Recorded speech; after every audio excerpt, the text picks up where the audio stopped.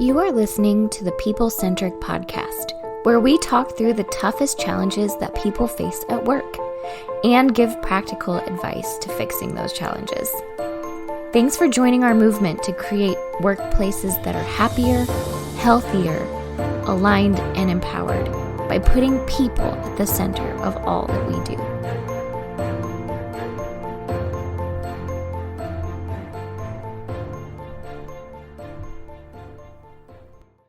Hey, people-centric leaders. This is Don Harkey, and I was walking downtown today. I was walking to a breakfast with a client of ours, and I was walking downtown. I was thinking about downtown Springfield and where it's going and what it's doing. And if you've been to our downtown in Springfield, it's kind of an unusual downtown.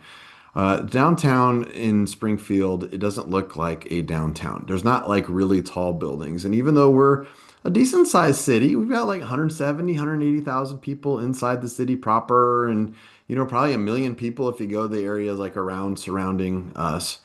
Our downtown doesn't quite reflect the size of our community all the time, but it's a cute downtown. There's some old buildings and some cool stuff downtown, but it does the downtown cha-cha. I call it the downtown cha-cha. 2 steps forward, 2 steps back, 2 steps forward, 2 steps back.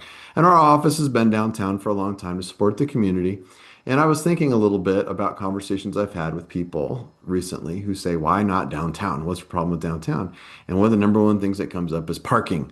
There's not enough parking downtown. Parking is a big problem downtown. Now, I'm going to kick this out to our team here who are on. And so, first of all, Philip, you live and work downtown. You frequent downtown on weekends and stuff because you do like the art walks and things like that downtown. Is parking an issue downtown, Philip? Our joke, we always say, if you can parallel park, it's not an issue. That's Yeah, true. I think we were saying it's perception a lot. I would say, no, parking is not an issue. You just got to know where to go, like anywhere in the world. But no, we have plenty of parking, plenty of amazing things to do downtown. Plenty of amazing things to do downtown. Now, do we also have Diana, who's on here? Now, Diana used to live in Springfield, lived in Springfield for a long time. You lived close to the downtown area I did. and worked down close to downtown area. And now you live out west, in the Washington area. Is parking an issue in downtown Springfield? Okay, so it's been about 5 years since I lived in Springfield, but when I lived there, I never had an issue parking. If it was a busy, event or something downtown, they have multiple parking garages that I frequented often. And Mhm. then I moved to Tacoma, where parking downtown is actually difficult, and you have to pay to park every Mhm. single place that you go. In Mhm. downtown Springfield, there you don't pay to park. It's just like free parking everywhere. The parking costs in Tacoma and Seattle, guys, to park in Seattle for a baseball game is $180 Boom. Boom. for parking. For parking. And you're not parking close. You're probably not like right I at mean, the that's like stadium. close parking, but Oh, that still, is close parking. Okay. it's $100 to park kind of far away, Yeah. like Yeah. it's insane.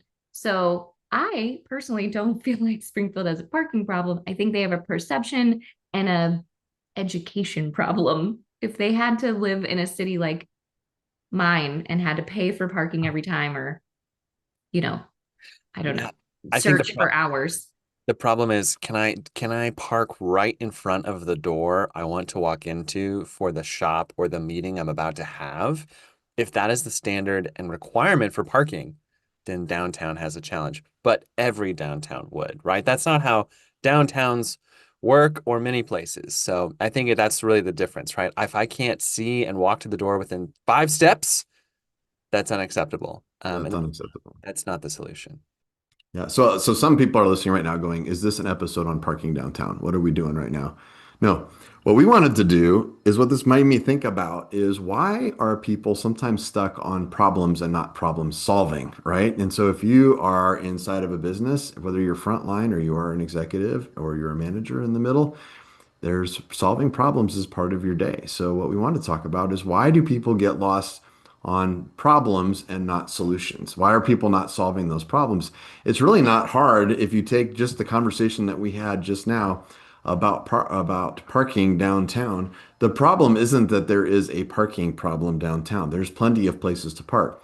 The problem is there is a knowledge problem about where to park. So if people don't go downtown very often, they don't know where to drive to go park in different places. And now there are parking maps that are available in different places. You can go find it. You can download all of that stuff. But like, it's not really that hard. I was just walking and thinking like, well, how can we solve that problem? And I thought, what if that on every street corner, there was a QR code and the QR code said, if you are here, just take, it said parking and QR code. Just do that. Parking, question mark, QR code.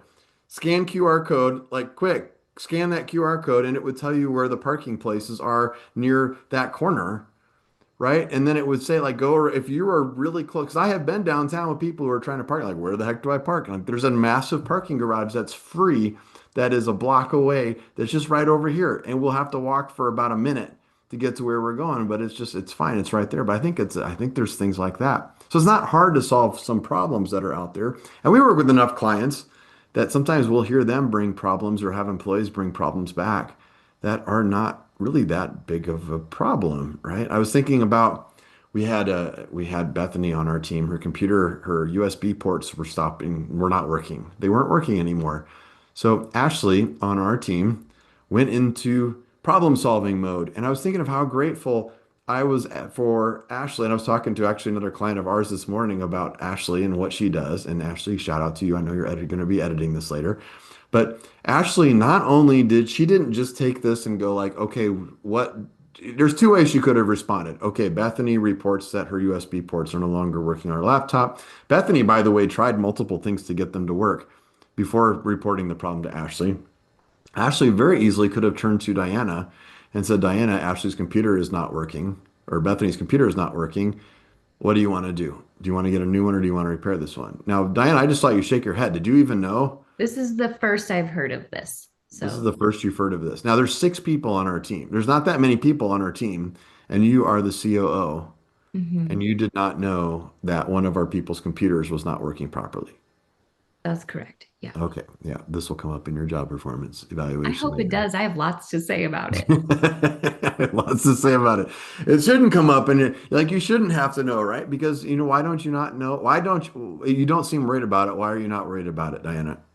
Because my team is taking care of it. They're taking, if they needed something from me, if they could not solve it, if they had to buy a new computer, if they had to take it to tech support or something, then they would be like, hey, here's the solution to the problem. Can I go do that? I have to spend money.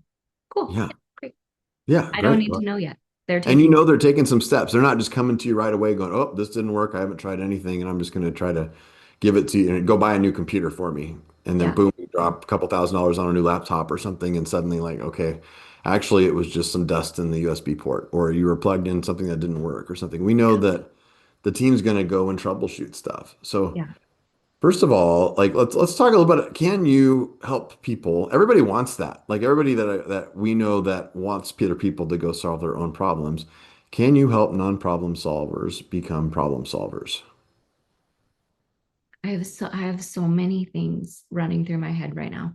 I think that you can help non-problem solvers become problem solvers. I think it's just a redirection of the brain. But I also think that most of the time when leaders like myself are brought a problem, I just go and solve it, right? I'm like, oh, okay, thanks for bringing me this problem. I'll figure it out. And so then I'm kind of training people to bring me the problem because I'm going to fix it for them. And so I think the person getting the problem needs to have the mindset of, how do I train them to not bring me the problem, but bring me the solution, and only bring me the problems they really can't solve? So you're saying that it's okay not to answer questions sometimes? Oh, yeah. Are we going to talk about that now? Should we talk about that now? I mean, well, we got like these millions of listeners right now get into us. We might as well bring it up, right? I mean, yeah. So I was talking to someone the other day who was saying, I keep getting all these problems. And I told her, I was like, well, that's because you solved them, right? And she said, well, how do I not? Like, how do I teach them to do it? Because I just did it, right? She's like, I just did it. I just took care of things. And then I became the leader because I was just taking care of things. And I feel like people aren't using their brain. And I was like, well, That's because you have sort of trained them that they don't have to. So when people bring you a problem, you can look at them and say, oh man, that sucks. What are you going to do next? And they're going to pause and be like, oh man, I didn't expect that, because you have not done that before. But they are capable, competent human beings, and they are going to figure it out. The other thing I have asked people before is, if I weren't here, what would you do? It Oh. sounds like a jerk question, but it's not. If I weren't here, what would you go do? Yeah, and I like that. It's a tool that, by the way, this is a tool, not a universality that we're giving you, right? There's times when you just answer a question. I have seen managers go too far with this sometimes, and somebody comes to you and say, "Hey, where do we keep the pens? I looked down at the show and I can't find them." It's like, well, if I wasn't here, how would you find the pens? And that's just obnoxious. Like, you don't have to do that.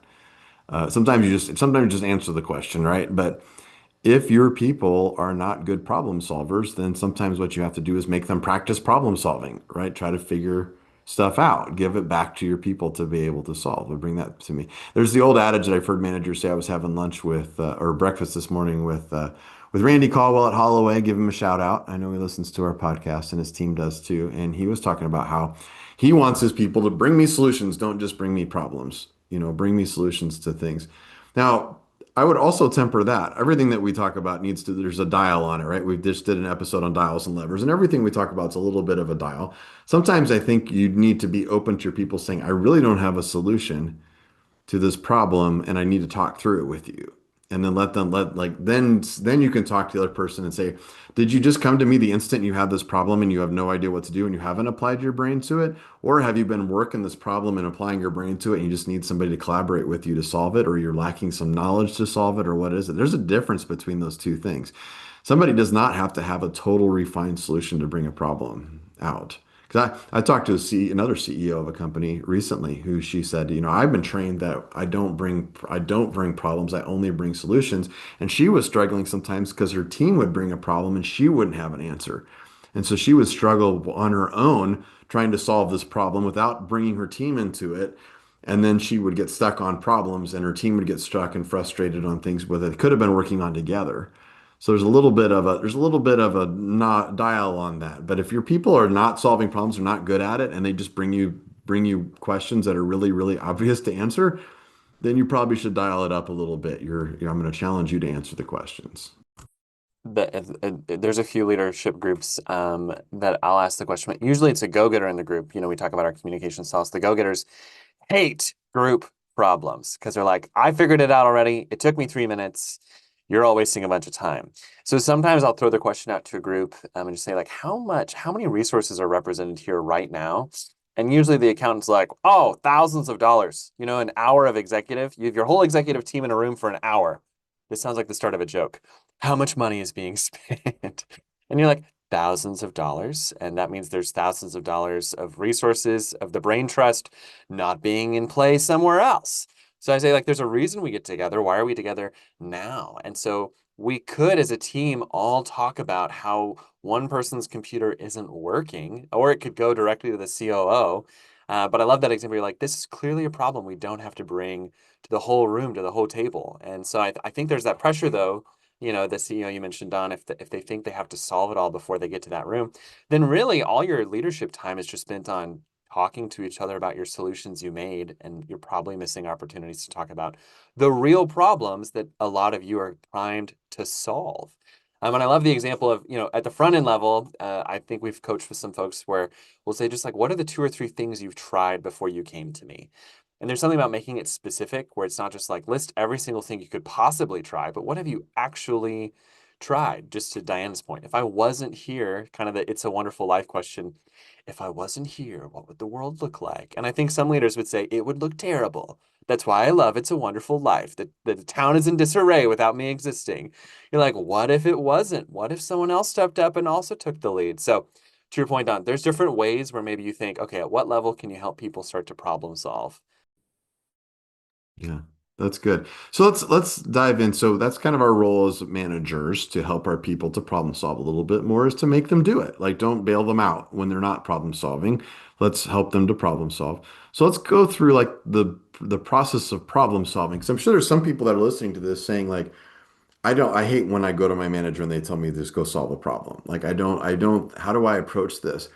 And, one of the things that we talked about before we jumped on is that, we all think differently. We have very different communication styles.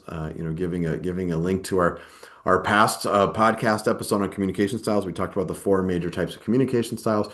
Within those different communication styles, there's very different problem solving methodology that would come out. So I'm kind of curious within, and we happen to have, because there's three of us on this podcast today, we have three different communication styles represented on this podcast. I am very much the whiteboard user. So if you haven't caught that episode, the whiteboard user is the very big picture thinker.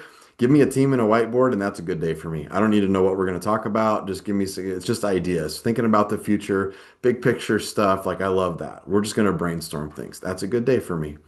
Diana is an outliner. Diana's making a face right now. She's an outliner. She likes the details. She writes an outline form. She takes notes. You have to-do lists, things like that, right? Oh, lists upon lists. My brain thinks in lists. When you give me a problem, I'm going to collect all of the lists of problems, right? It's bulleted, clearly defined lists in my Build to brain. build to clearly defined list. And then Yep. Philip, you're dominant as empathizer? Am I right about that? And you're thinking about the people. Won't someone please think of the children and, and then how they're involved? Who's going to be involved? Is that correct? It's my primary, and then whiteboarder outliner are tied as close second. But I love the people. That's it. That's right.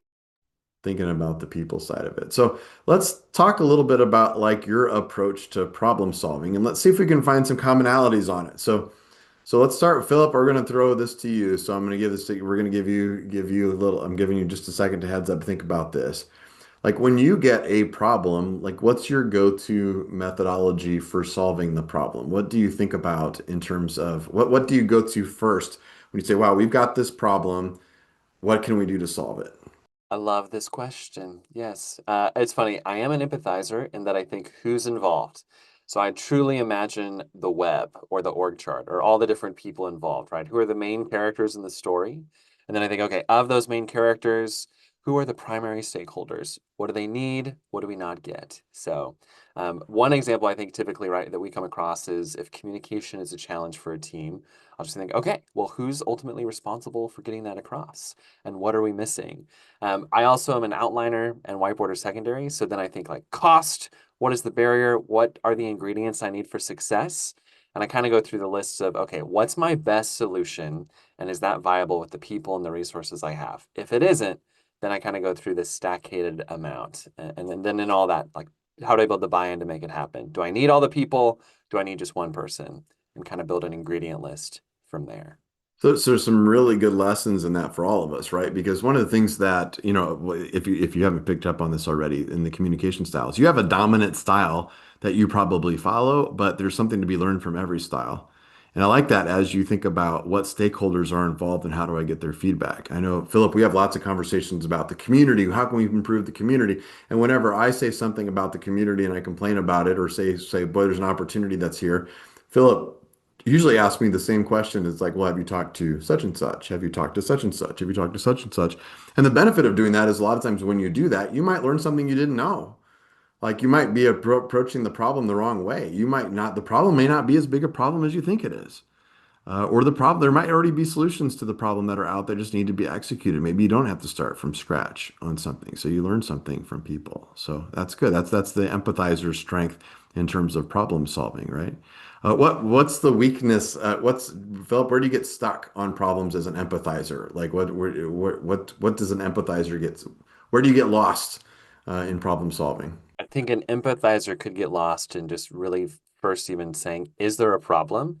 And can we clearly articulate that it's a problem? I think an empathizer could get stuck by saying, well, by saying it's a problem, we're going to offend the people who are responsible or who may not know, and we're afraid to hurt people's feelings and thoughts through that. Or on the back end, maybe we come up with a great solution, but then we realize, oof, this might be a little different. This might make us uncomfortable. And I don't want to hurt the people's feelings. And so I think an empathizer doing well, you lean on those things to use as like a tool and a resource, but it doesn't shape or define your overall outcome, right? Feelings are not the most important thing. They're an important part of it, but not the most important. Yeah. So our accounting process is very, very broken and we've got to fix that. But I love our accountant. Our accountant is so nice. And I just really think that they're really doing good work, and I just don't want to discourage them. I don't really want to poke the bear on things, right? And that would be the risk of the empathize. That might be where an empathizer gets stuck. So if you're listening, we're going to go through all four styles. Hint, we're going to go through all four of these, and you can hear we're like, okay, well, that's where I can use my strengths and dial up your strengths, and be careful of those challenges, those weaknesses of where to get stuck in the problem solving. So Diana, I mean, you are a premier problem solver. Like you have solved so Thank many you. problems in my life and in People Centric's life and all of the different things. Tell me about your outlining approach to solving problems. Yeah, I love that Philip immediately mentioned the web because that's what my brain is too. It's sort of like here's the problem and then I'm like, okay, what is this problem what are all the places it touches? What is it connected to? How's it going to affect all of these other downstream things? What I'm immediately about like what are the costs? I cannot get enough context. So if people want to tell me 25 stories about the thing, I'll listen all day. I love the detail, so keep it coming. Um, and then I'm also my secondary is go-getter. So I really want to move things quickly. I want to get it on and get it done and move it forward. And so I will look at it and just sort of be like, okay, here's all of the things it touches. I can run down this path for a little bit until I hit a barrier, and then I've got to think again. Um, so yeah, I think it's context, detail, web building for me. I like that the web, and I imagine that your web is a little different from Philip's web, and that they're both webs, but Philip's web is people connected together, Yeah, and your and web minor is stuff process connected, and stuff. processes Yeah, and things, right? Yeah. yeah, totally. Yeah, totally. So tell me a little bit about where an outliner gets stuck. Where does an outliner get stuck in problem solving?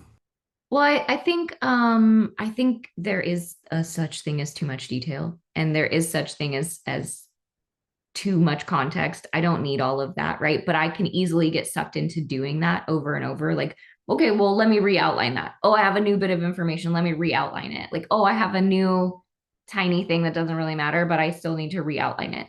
Um, and then I also think that outliners tend to be perfectionists also because if it's all fits in this perfect little diagram or outline, then it will be perfect when it is finished because I can outline the whole thing top to bottom, start to finish, and it will be perfect if we do it exactly this way. And I think perfection is the enemy of done. So I get stuck in that a lot too. Or change, right? Because change is by Yeah, definition not imperfect. So then it's like I'm going to resist the change because it's not perfect. And I like the perfect. I like things in my yeah, place. totally. Yeah. We just did a strategic planning session with a group that Philip and I were working with. And there were a lot of outliners, but due to the nature of the careers of the people that were in the room, there was a lot of outliners in the room. And we were talking about something new that this organization could do that they do not have people inside the organization to do today. And the outliners some of the outliners got totally stuck on that. You could just feel it in the room. They were like, but why are we even talking about that when we don't have anybody on our team that could go do that? And the whiteboarder in me was like, well, because if you decided to go do that, we could go hire somebody to go do that thing. Like you could add somebody to the team. And so that's an interesting place where I think outliners can sometimes get stuck, because it's like they're planning based on the way things are today, not the way things could be in the future. So, well, we can't go build that because we don't have that. And We this don't have. might be a good tie to you, but I get stuck in like brainstorming. I start to outline all the brainstorm, and we're just answering what could be, not what will be. And when we start saying what could be, I get very overwhelmed by that. So when Don, you're a whiteboarder and you start throwing out all of these amazing ideas, I start running down the path of all of the ideas and I get crazed. So do you want to talk about your style? Yeah, yeah. So I'm a whiteboard user. So I mean that I see like just possibilities. The world is just possibilities around me. Like it's just all a big whiteboard, and we can put anything on that whiteboard. We can use red markers, green markers, black markers. We can write in anything. We can draw pictures, whatever. We can flip the whiteboard around. We can erase it. The decisions we're making are temporary. We could make mistakes and go back and redo it. It's totally okay.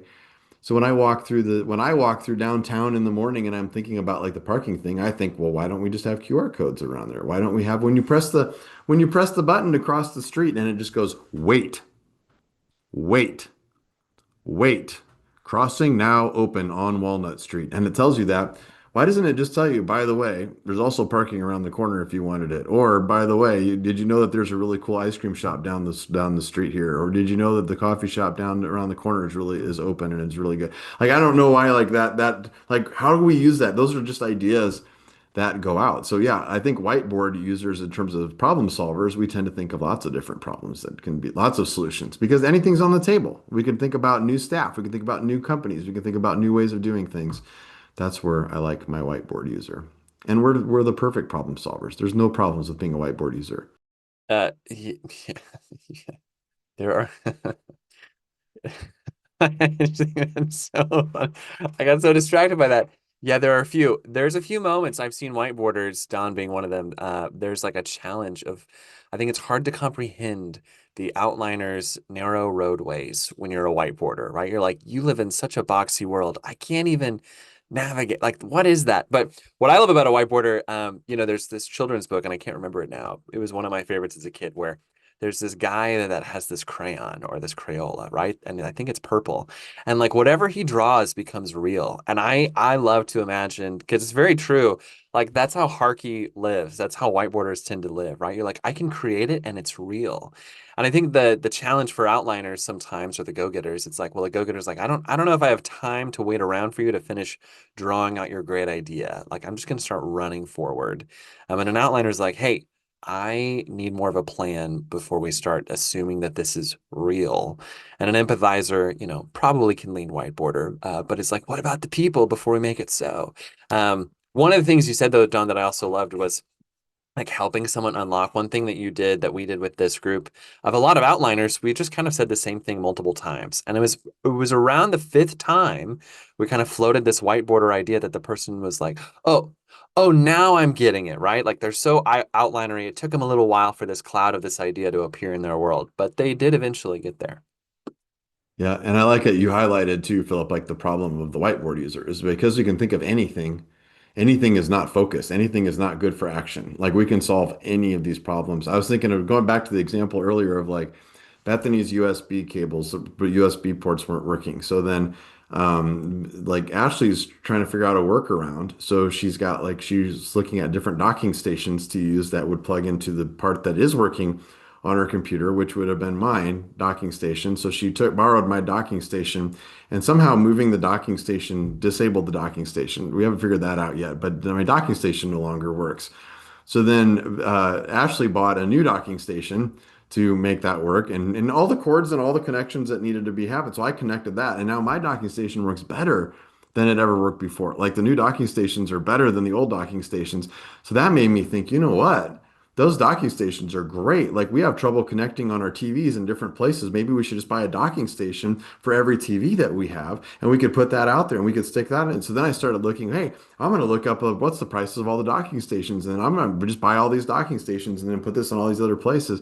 I'm running too far, everybody. I could see like you could see Diana's face and Philip's face are both like, settle down, settle down. We have technology. That's not even my job, I was y'all. That's gonna not say, like, even.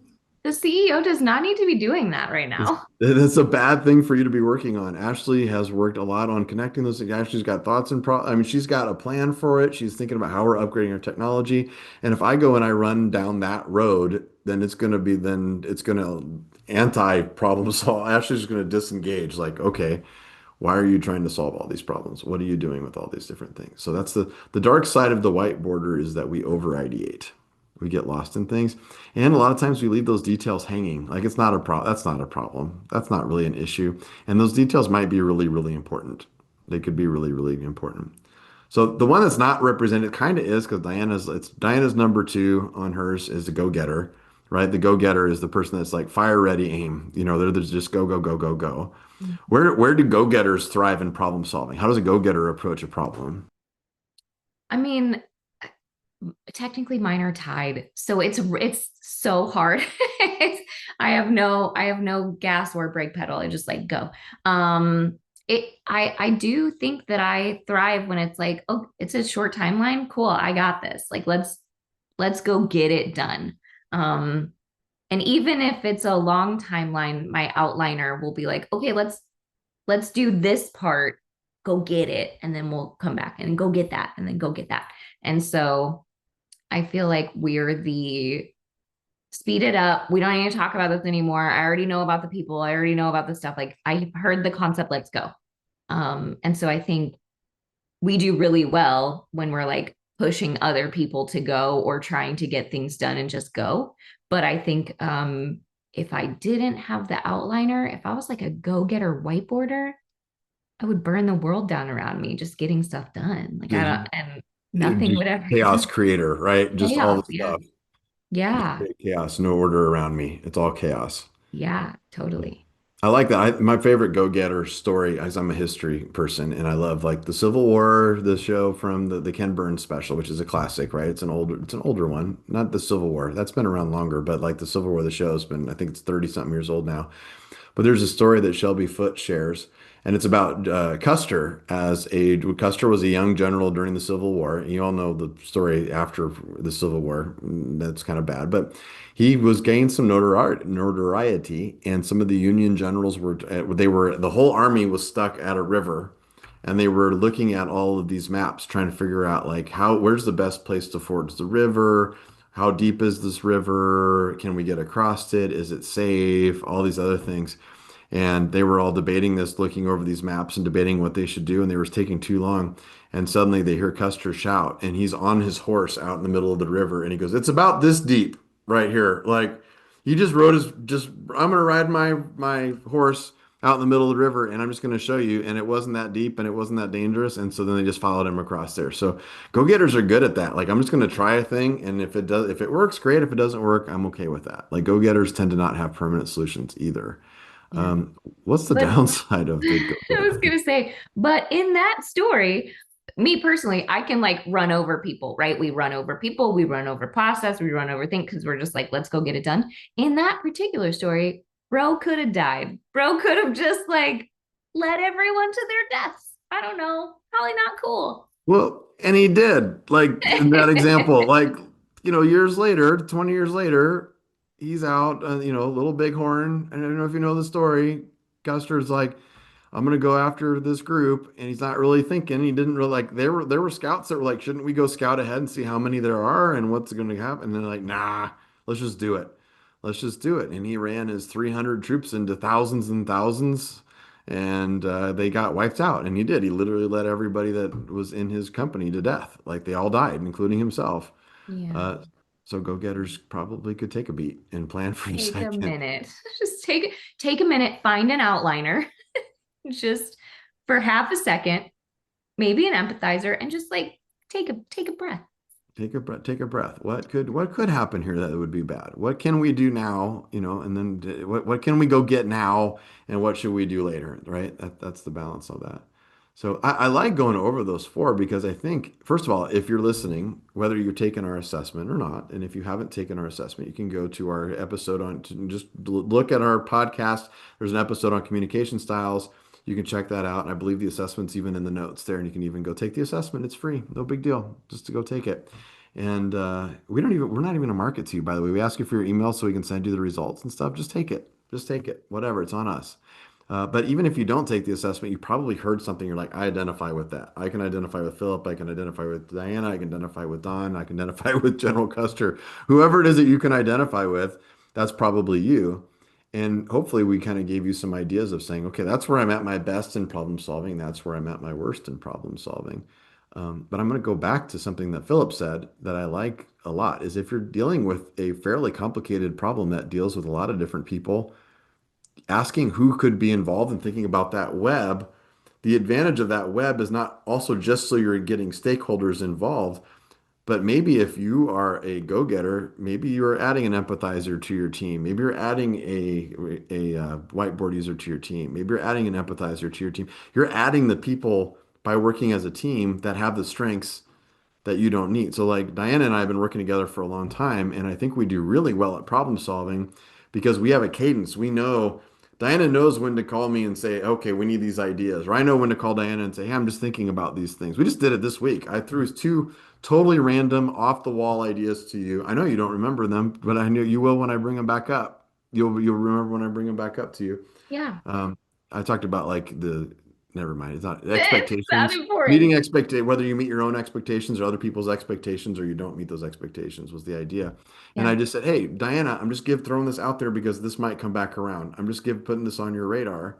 And then also, I don't do that saying I'm only going to bring it around in a vacuum. I also watch Diana's reaction to it because sometimes I'll bring an idea and Diana's like, that's really good. We should run with that. Let's go do that idea.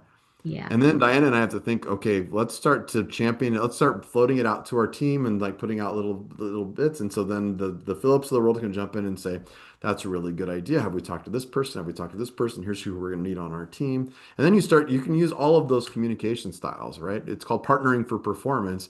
It's looking for people that don't think like you so that you can work with them within solving problems together. And solving problems together is how you build trust on a team. People ask us, we just got a call from a company that wanted us to work with their executive team. And they said, we want you to do an hour-long session on how to build trust on our team.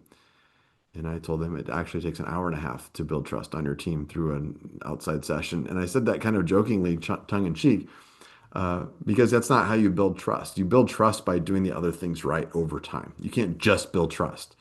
You have to do things. You have to fight in battle with each other to solve problems, which makes a good team. I believe it's an African proverb, but it goes, if you want to go fast, go alone. If you want to go farther, go together. And I think about that all the time, especially in problem solving, where I'm like, okay, could I solve this problem on my own? Sure. Would it be done? Yeah. Would it be the best version? Probably not. So I love that I get to partner with great people. And even though, Don, your communication style isn't like mine, I love that I get to go to you and be like, hey, I'm toying with this thing. I think I have a solution. And then you name three things, and I'm like, oh my God, your solution's so much better. Like, thank you. One That's of the three things. That's a key, right? Not all three of them. I true. usually Not name all three three were things like, great. nope, that was the answer. Yep. Mm-hmm. Yep. And that Yeah. was it. Not But all but three. you win on volume, you just keep going. Yeah, I'm And not smart. If you just say enough things, something's right. It's like 1,000 monkeys typing away. Just that's my brain. That's what's happening. Yep. Like a hot air balloon, you put enough air out there, eventually it's going to flow. It'll get somewhere. There's a retired leader in our community that I went to. It's called an Untethered series that the E Factory puts on here in town. And typically a leader after a long career, they take a year and a half and then they come and do this untethered interview. And I think many of us are waiting for it to get even more untethered. But Dr. Carol Taylor, a longtime educator who has just had a great career, treats people incredibly well, and also executes to the T alongside a great team. She talked about some years she had, and someone asked, how do you define a great leader? And I loved the way she put it. She said, someone who's personally willing. Oh, sorry, I botched that. Someone who is personally humble, but professionally willing. Like personally humble has the professional will. And I think that's a lot of where the problem solving comes in action too. I think if you have a team member who is afraid or unsure, they keep coming to you with what feels like a dumb or a simple question, there's something about their professional willingness. And I would say it could have something to do with how you manage or lead them. If it's your style, if you're a go-getter, it could be because they know you're a go-getter and they're going to avoid not being go-get enough, or like I do it wrong. Or any of your styles. Maybe you love details so much they feel like you've shot down their brainstorming. It could be some of those things. It could be, do they have the information or options or tools in front of them to then just go and solve it themselves? And I think when we hear leaders say, gosh darn it, my team brings way too much to me, and a lot of the time we'll say, well, maybe what are you doing that has them coming to you again and again that's preventing their professional will or ability to do the thing? Because if they see a problem, they probably want to fix it. So I love the examples we've shared too, whatever the style, like how you approach them, asking more questions. What have you done? What have you tried? Who else have you talked to? Meet with so and so, come back and then talk to me. Maybe you can come up with a solution on your own. But I love that sentiment, right? Humble enough to find options. You might be wrong. You might be the problem for someone else, and then willing to go fix it with them. Yeah, you're willing to risk it in order to get the biscuit, right? That's another way of saying it. That's pretty good, right? Yeah. Whisk it for the biscuit. Whisk it for the Whisk it. biscuit. Yeah, that Whisk it works for the too. biscuit. Yeah, I heard a similar quote yesterday at an event I was at where they said that great leaders do three things. They learn, they unlearn, and they relearn. And I like that a lot because it's kind of like what you're saying. It's what we say about communication. Great communication only happens when you know you might be wrong, and that's why you involve other people and things. So I hope you enjoyed this episode on problem solving. Because listen, I'm gonna be real with you. This is gonna be a Dawn truth bomb right here. If you are unable to solve problems inside your company, whatever level that you are on, if you're unable to, and you get stuck on it, and you get stuck inside your own style and the negative sides of your communication style, and you're unable to solve problems, you are of limited value to your company, and your job is in jeopardy. Your future is in jeopardy. Your values in jeopardy. And you don't have to be like that. You can learn how to solve problems better. If you are able to solve problems for a company, your value is higher. Your value is higher, but you want to be even higher value is if you can create a team of problem solvers. That is the most valuable thing in any organization. Any organization that can create a team of problem solvers, any person that can do that, that's the person that's really powerful. That's the most powerful person that's out there in business, in the community, and anything that we look at. Anything that you want to change. That's how you make your best mark on the world, is by not doing it through yourself, but doing it through others. So, hope you enjoyed this episode. If you have any other ideas for topics, please send them our way. We'd love to hear from you. Shoot us a note. Shoot us a hey, what's up? We love to hear it. We get to hear from you from now and then, and our team gets excited when we do. So, enjoy your day, and we'll catch you next time on the People Centric Podcast. Thank you for listening to the People Centric Podcast. We are so grateful for you joining us every week. If you like this content, please like and subscribe. Also, feel free to share on your social media with everyone that you know. It really does help us. If you would like to contact us, I have put our information in the show notes. Please reach out anytime. We love hearing from you. We will be back next week with a new topic. Until then, be well and lead well.